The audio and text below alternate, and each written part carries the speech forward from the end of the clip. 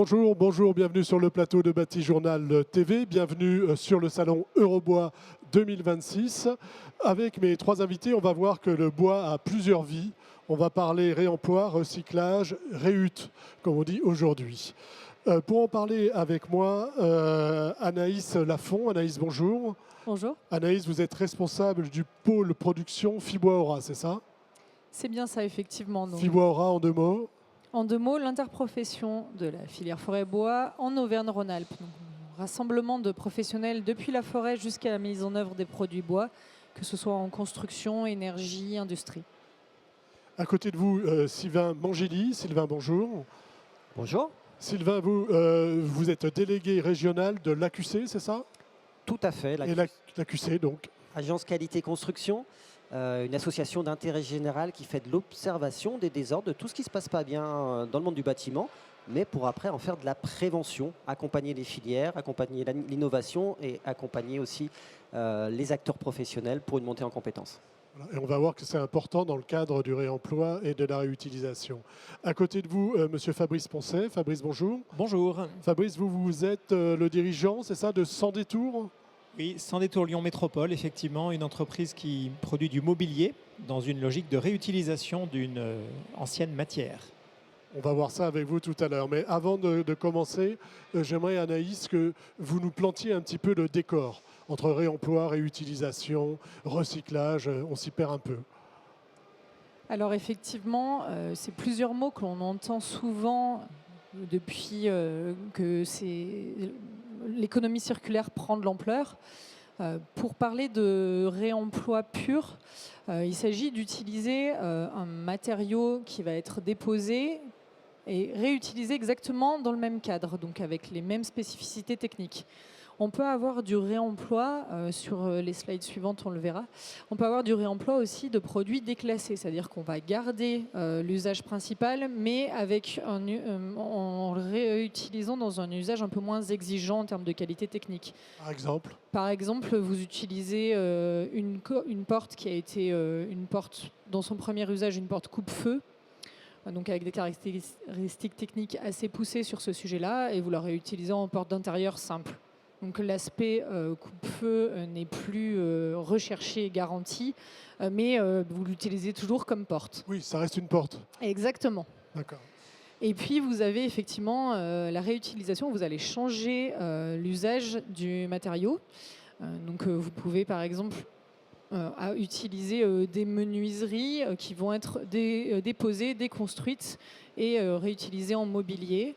Idem avec de la charpente qui peut être réutilisée en aménagement intérieur. Voilà. Donc là, on change l'usage du matériau qui était initialement mis en œuvre. Donc il y a des nuances, on va dire. Hein. Il y a des nuances. Et puis le dernier sujet qui justement est hors réemploi, en fait, c'est lorsqu'on n'a plus de possibilité d'usage d'un matériau, on va revenir à du recyclage. Et donc là, en général, dans la filière bois, le recyclage va passer d'un usage matière à un usage plutôt combustible, par exemple. On part en bois énergie. Exactement. Qu'est-ce qu'il y a à ajouter? Qu'est-ce que vous mettez en place, vous, au niveau de Fibois-Aura, pour favoriser le développement du réemploi, du réemploi, de la réutilisation? Alors, on a, juste pour introduire quand même, on a déjà une filière qui est une filière plutôt basée sur l'économie circulaire. On a, à partir de la récolte de bois, différents usages. Je crois qu'il y a d'autres slides et vous voudriez qu'on les passe, c'est ça? Oui, exactement. Mais simplement pour ajouter le fait que le réemploi va ramener de la circularité à un moment où on était habituellement plutôt sur une fin de vie des produits, sur la filière de la construction. Et on va remettre effectivement des produits qui sont déposés dans cette filière. Ce qui nécessite quand même effectivement de nouvelles boucles d'acteurs, de nouvelles façons de travailler. Et c'est ce sur quoi l'ensemble de la filière bois essaie de se mobiliser aujourd'hui. Pareil, si on peut avancer dans la présentation. Donc là, juste un rappel sur les mots qu'on vient de citer. Et quelques ressources utiles qui vont permettre de voir que la filière bois notamment s'est saisie du sujet, a produit de premières fiches techniques qui vont permettre, selon les éléments que l'on vise, d'avoir un cadre qui va aider à réutiliser les produits. Et puis des projets qui sont en cours. Donc vous nous demandiez effectivement, notamment au sein de l'interprofession, ce que l'on réalise au sujet du réemploi. On est engagé dans un projet pour développer le réemploi du bois issu de la déconstruction auprès de Sériebois et Ville et Aménagement Durable. On a également mené plusieurs webinaires qui ont présenté où en est cette filière à ce jour et les perspectives de développement. Donc voilà, c'est une filière qui est, j'allais dire, en cours de structuration aujourd'hui en Auvergne-Rhône-Alpes. Qu'est-ce qui fait la différence entre mon charpentier qui avait l'habitude de réutiliser une poutre par-ci par-là lorsqu'on démontait, quand on montait, la différence entre ce qu'on fait aujourd'hui et ce qu'on faisait par le passé? Est-ce que c'est toujours un petit peu... On a cette habitude de faire du réemploi, mais allez-y. J'allais dire que c'est à peu près la même chose, mais en même temps, il y a une volonté de massification. Avant, c'était un acteur qui identifiait un mur en pierre, un élément de charpente, des tuiles, qui les réutilisait. En cas de responsabilité, en cas de problème, en tout cas, la responsabilité était facile à trouver. La massification veut et impose qui est, si on va aller plus loin et en faire plus, des nouveaux métiers qui vont apparaître, des qualificateurs, des personnes qui vont déconstruire, ce n'est pas tout à fait la même chose aussi par rapport à avant, qui vont stocker, on va devoir caractériser les matériaux, les stocker et les tracer. Et donc tout ça, il faut rétablir la chaîne des responsabilités, parce qu'en cas de problème, il faut pouvoir que les garanties puissent fonctionner derrière. Donc c'est ça qui est important. Il faut savoir que du réemploi, on en a toujours fait, ça a été dit, très circulaire, notamment dans la filière bois. L'ADEME estime qu'on réemploie, donc je dirais que c'est le summum, c'est mieux que la réutilisation ou le recyclage, c'est le réemploi, 1% des produits de la construction. Il y a une volonté de multiplier par 5 ce chiffre dans les 2 ans. On a de la marge. Et pour le bois, est-ce qu'on sait un petit peu combien on réemploie aujourd'hui? Ou on a une idée ou on n'a pas d'idée? Moi non. Non, effectivement, on n'a pas de chiffres précis sur du réemploi pur à ce jour. Les premiers chiffres qui sont donnés sont plutôt des chiffres sur les gisements, justement. Et donc, les gisements de bois potentiellement réemployables ont été beaucoup plus sourcés sur les derniers mois et les dernières années, notamment avec la mise en place des diverses REP, responsabilités élargies producteurs. Est-ce que vous sentez une appétence pour le réemploi? Est-ce que vous avez de plus en plus de demandes ou pas? Alors j'espère que M. Poncet dirait oui également, mais effectivement on peut constater une appétence qui aujourd'hui n'est pas encore globalisée, mais que ce soit de la maîtrise d'ouvrage et de la maîtrise d'œuvre dans leur sollicitation, notamment auprès de l'interprofession, on a ces demandes qui n'existaient pas hier pour effectivement aller vers du réemploi et du réemploi parfois d'éléments très structurants et d'éléments structurels. On a des exemples avec de l'ossature bois, des exemples avec des charpentes qui ont été déposées, voire retaillées et réemployées en tant que charpente. Donc ce sont des techniques qui sont en train de se développer et pour lesquelles on a une sensibilité des maîtres d'ouvrage et maîtres d'œuvre qui se développe, aussi intéressés par les sujets d'analyse de cycle de vie et bien sûr de prolongation du stockage du carbone. Parce qu'il y a cette idée de stockage de carbone derrière le réemploi, évidemment. Quelque chose qu'on a déjà fabriqué, c'est quelque chose qui est moins carboné, forcément. Il y a une appétence, Fabrice, pour le réemploi auprès de vos clients? Alors oui, il y a une appétence certaine qui se développe, qui demande qu'on dépasse, je dirais, quelques idéaux qui sont peut-être des mauvaises idées ou des fausses bonnes idées, au moins dans un premier temps. La première idée, oui, allez-y. Ouais, la première idée, c'est que l'idéal, c'est de faire du réemploi ou de la réutilisation in situ. Alors c'est très beau, mais c'est difficile. Et puis l'idée, c'est aussi de réutiliser les matériaux, de les réemployer, donc selon le terme qui a été défini, pour leur usage, ce qui est difficile parce qu'il y a des questions assurantielles. Et donc, la solution qui me semble adaptée aujourd'hui en l'état des connaissances, c'est plutôt ce qu'on essaye de pratiquer nous, c'est-à-dire la réutilisation, qui impose une certaine dégradation de la matière. C'est-à-dire que nous, on va récupérer des huisseries ou des poutres, mais on ne va pas en refaire des éléments de construction, on va en faire des éléments de mobilier. Cette idée, elle nous est un peu venue parce que nous-mêmes, fabricants de mobilier, à partir des chutes de production ou à partir d'éléments qu'on récupérait, on pouvait fabriquer des objets. Et donc, il y a en quelque sorte un petit déclassement de la matière. Il y a une logique, mais il y a un déclassement de la matière. Mais on reviendra sur ce que vous faites tout à l'heure. Sylvain, je reviens vers vous. Est-ce que vous pouvez nous planter un peu le décor, on va dire, le cadre réglementaire et assurantiel? Oui, alors réglementaire, il y a des aides. Par exemple, la RE 2020, le réemploi n'est pas considéré comme un poids carbone, donc vous l'avez dit. Donc il y a un intérêt à faire du réemploi. Ça allège effectivement le poids carbone pour la RE 2020. Il y a aussi cette loi AGEC qui impose d'arriver à 5% de réemploi des produits de construction d'ici 2028. Donc ça va arriver vite. Et il y a surtout l'aspect assurantiel. On a dit faut que les responsabilités soient garanties. Il faut savoir que le réemploi, en fait, ça reste une innovation quelque part. Ça peut paraître surprenant, mais c'est considéré par les assureurs par une technique non courante, c'est-à-dire, bien sûr, on peut l'utiliser, mais il faut prévenir son assureur en amont avant de faire des choses pour être sûr d'être garanti. Et l'assureur, en général, il réagit comment? Plusieurs façons. Oui, il n'y a pas de souci parce qu'on vous connaît, parce qu'on travaille ensemble, ou parce qu'on est aussi, je ne sais pas, par exemple, pour les menuiseries qui, d'une façon générale, sont plutôt assez hautes dans le flop 10 de la pathologie, va dire peut-être qu'il y a des précautions à avoir, des formations à faire pour être assuré. Ou alors peut-être qu'il y aura une surprime aussi, ce genre de choses. Mais en tout cas, c'est de la technique non courante, donc c'est-à-dire que c'est plutôt de l'innovation. Et ça doit évoluer. Pour massifier, il faut encadrer ça. Technique non courante, innovation. Dans le bâtiment, ça passe parfois par des ATEX. Est-ce qu'un jour, on aura des ATEX, donc appréciation technique d'expérimentation du CSTB, qui porteront sur des systèmes des produits réemployés? Des produits, je pense à la charpente, par exemple, autre chose. Alors complètement, ça en viendra. J'ai un petit slide pour illustrer ça justement. C'est justement pour mettre en parallèle en fait le côté technique courante, technique non courante et toutes les règles de l'art qui vont du DTU le plus traditionnel à des ATEX justement le plus innovant. Donc oui, il y aura des ATEX sur le réemploi, c'est sûr, on pourra le faire. Je signale en passant, par exemple, il y a aussi une méthodologie de diagnostic et d'évaluation dans le cadre fait par l'ADEME, dans le cadre du programme Spirou, qui s'intéresse aux charpentes bois, aux blocs-portes, au bardage. Il y a plein de choses qui existent déjà. Et juste pour faire un petit pic et pour faire de la provocation, même si la filière bois est la reine justement du traditionnel et des DTU, par contre c'est la filière des éléments structuraux en acier qui a dégainé la première, parce que l'avenir, ça sera certainement pour le réemploi des recommandations professionnelles de réemploi acceptées par la C2P, donc qui basculent en technique courante, donc en assurabilité tout à fait normale. Et donc j'espère que la filière, bien sûr, va se structurer pour faire des recommandations professionnelles de réemploi. Il faut suivre la voie de l'acier, c'est ça? Pour une fois. Pour une fois. J'ai vu qu'il y avait tout à l'heure un petit guide. Là aussi, on a des recommandations. C'est des choses qu'on peut se procurer sur les sites des uns et des autres.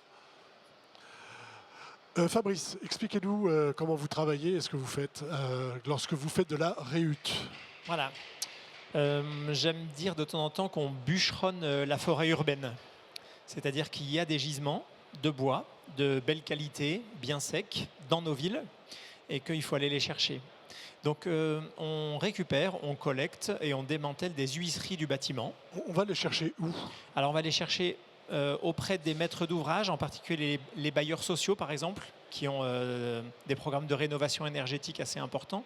Alors on est un peu exigeant, nous, donc on collecte que de la fenêtre en bois, c'est le thème ici, mais il nous faut évidemment un diag amiante négatif, un diag plomb négatif. Il ne faut pas qu'on soit en simple vitrage parce qu'en fait les sections soient trop petites. Donc on collecte une partie du gisement. Et dans une huisserie en bois, ce qui a de la valeur, c'est le verre qui va être recyclé. Et en général, la partie bois, elle finit en CSR, donc en combustible, combustible pour les cimenteries, ou enfoui. C'est interdit, mais voilà. J'ai vu des gens ici qui nous faisaient quand même des petits lamellés-collés avec des anciennes menuiseries. Alors c'était pas ici, c'était à Nantes, au Carrefour International du Bois. Alors, effectivement, je pense que c'est l'entreprise qui s'appelle Sans Détour, qui est dans les Deux-Sèvres, et dont on a pris une licence de marque sur Lyon. Donc c'est vous, quelle chance. C'est nous, voilà, c'est ça.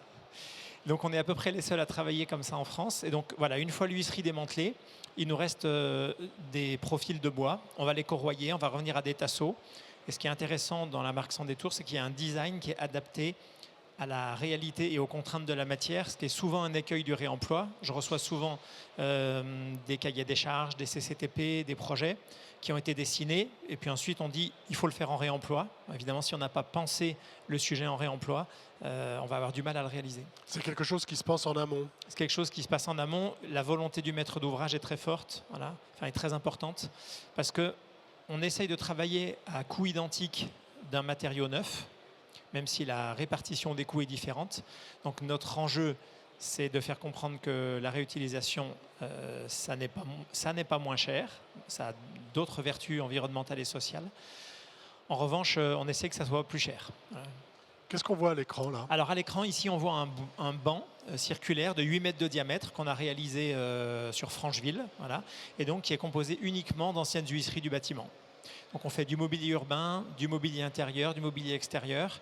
On mêle de plus en plus ces propositions de matière dans des demandes qui nous arrivent qui ne sont pas en économie circulaire, et on vient faire une proposition d'économie circulaire supplémentaire. Voilà. D'accord. Donc ça, c'est ce que vous faites, et il y a une forte demande pour ça. Hein. Enfin, forte, il y a une demande. Il y a une demande naissante pour ça, complètement. D'accord. On arrive presque au terme de l'échange. Sylvain, vous vouliez nous parler de Ambre. What is it? Tout à fait. Ambre, en fait, c'est le symptôme, c'est la manifestation du fait que la filière construction s'intéresse au réemploi et fait le nécessaire pour se structurer et atteindre les objectifs qu'on s'est fixés. Donc Ambre pour agir et mobiliser, pour bâtir et rénover avec le réemploi. Donc à l'initiative, vous voyez des pilotes, bien sûr la QC, mais aussi FFB, CAPEB, France Assureur, l'USH, les bailleurs sociaux, donc, et l'IMCC, les industriels, le CSTB aussi a rejoint. Et l'idée, c'est vraiment de capitaliser, d'exploiter, valoriser tous les retours d'expérience, qu'il se passe beaucoup de choses sur les territoires, notamment en Auvergne-Rhône-Alpes. Donc il faut remonter tout ça. Il faut après fiabiliser, sécuriser les pratiques professionnelles. C'est un peu les recommandations professionnelles dont on a parlé, de réemploi qu'on a parlé juste avant. Et bien sûr, après massifier, vulgariser et puis accompagner les professionnels sur les bonnes pratiques. Donc c'est symptomatique d'une volonté de la filière de se structurer pour accompagner le réemploi. Donc là, on parle réemploi. Est-ce qu'on aborde la réhut aussi ou pas du tout? Alors, non, c'est plutôt vraiment réemploi. La réutilisation étant un peu plus simple, et il y a beaucoup d'acteurs qui travaillent dessus. Le réemploi est, on va dire, le Graal, donc peut-être un petit peu plus compliqué avec, encore une fois, les problématiques aussi assurantielles. Donc c'est vraiment pour ce Graal que Ambre est là. Anaïs, sur ce sujet du réemploi, qu'est-ce qu'il faut faire pour que ça prenne et qu'on massifie? Alors, qu'est-ce qu'il faut faire? J'espère que justement les projets que Qu'est-ce qu'on fait? J'espère que les projets que je citais et qui étaient effectivement sur ma dernière slide, mon avant-dernière slide, permettent d'aller dans ce sens-là. Sylvain a cité les règles que la filière acier est arrivée à mettre en place, donc d'écrire les process qui permettent de sécuriser la filière de réemploi à partir de matériaux déconstruits et réemployés pour un usage structurel. C'est un petit peu ça le plus gros défi.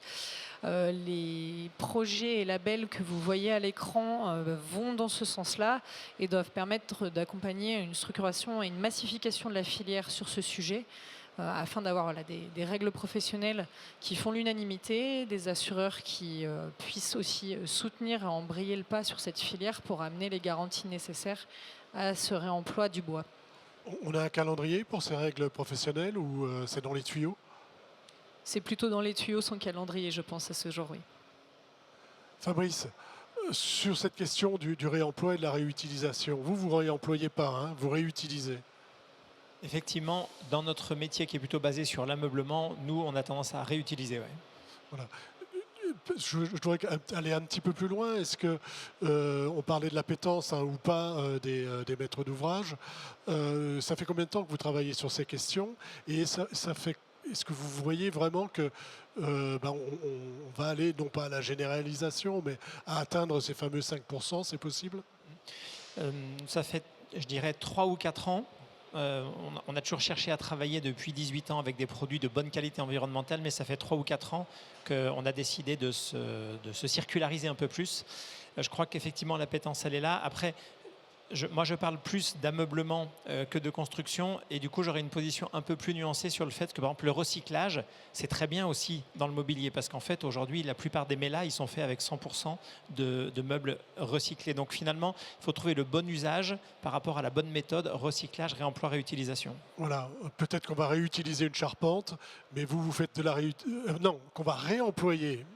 Oui, mais on a du mal. Hein. Réemployer une charpente, réutiliser des huisseries et éventuellement recycler du bois pour en faire des mélaminettes. Exactement. Et il vaut mieux, je pense, réemployer un canapé et il vaut mieux recycler un vieux meuble Ikea. Sylvain, vous avez le mot de la fin, Yvan. Simplement pour dire, moi, pareil, hein, le réemploi, ça a été dit à côté, c'est peut-être l'anticipation qu'il faut avoir en tête, c'est de se dire qu'un projet en réemploi, ça se conçoit en réemploi. Il faut prévoir aussi des plans B, si jamais le gisement n'est pas disponible. Il faut prévoir que tous les acteurs du chantier soient avertis de ce qu'on fait. Il faut savoir aussi qu'ils soient assurés, donc prévenir son assureur.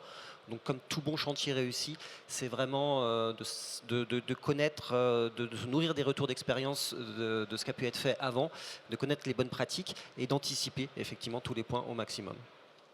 Merci. Donc tous les documents, hein, on peut les voir sur le site de l'AQC, Fibois Aura. Et puis vous avez un site internet ? On peut aller voir. Exactement. Je ne fais pas la pub. Sans détour. Merci à vous. Vous pouvez les applaudir. Une émission... un petit temps d'échange à retrouver sur notre site internet Batijournal et sur les sites de nos partenaires que sont évidemment le salon Eurobois et le magazine Woodsurfer. Merci à vous.